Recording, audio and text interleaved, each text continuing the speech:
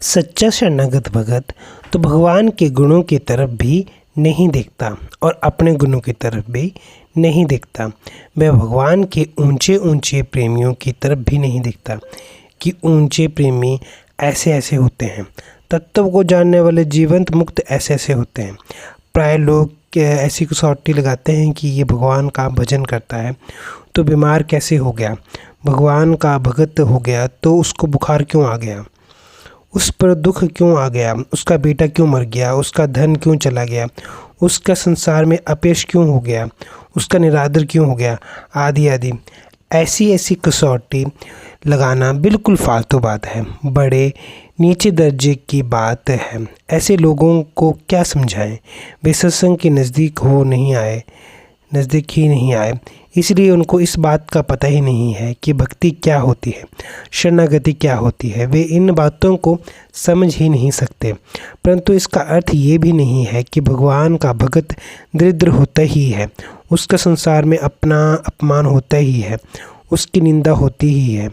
शरणागत भगत को तो निंदा, प्रशंसा, रोग निरोग अवस्था आदि से कोई मतलब ही नहीं होता। इनकी तरफ वो देखता ही नहीं, वह यही देखता कि मैं हूँ और भगवान है, बस।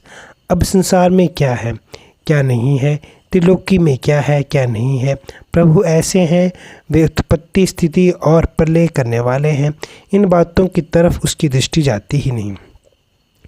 किसी एक संत से पूछा, आप किस भगवान के भगत हैं? तो जो उत्पत्ति स्थिति प्रलय करते हैं उनके भगत हैं क्या?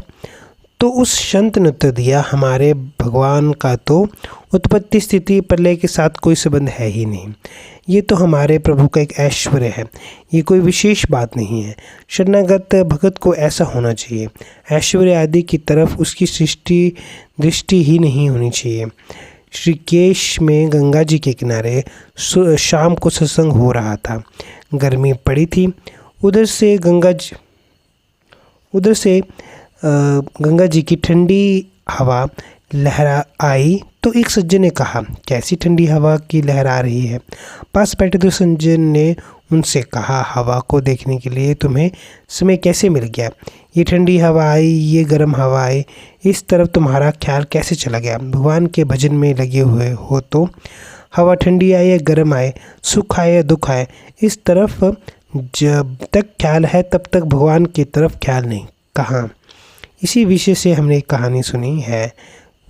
कहानी तो नीचे दर्जे की है पर उसका निष्कर्ष बड़ा अच्छा है।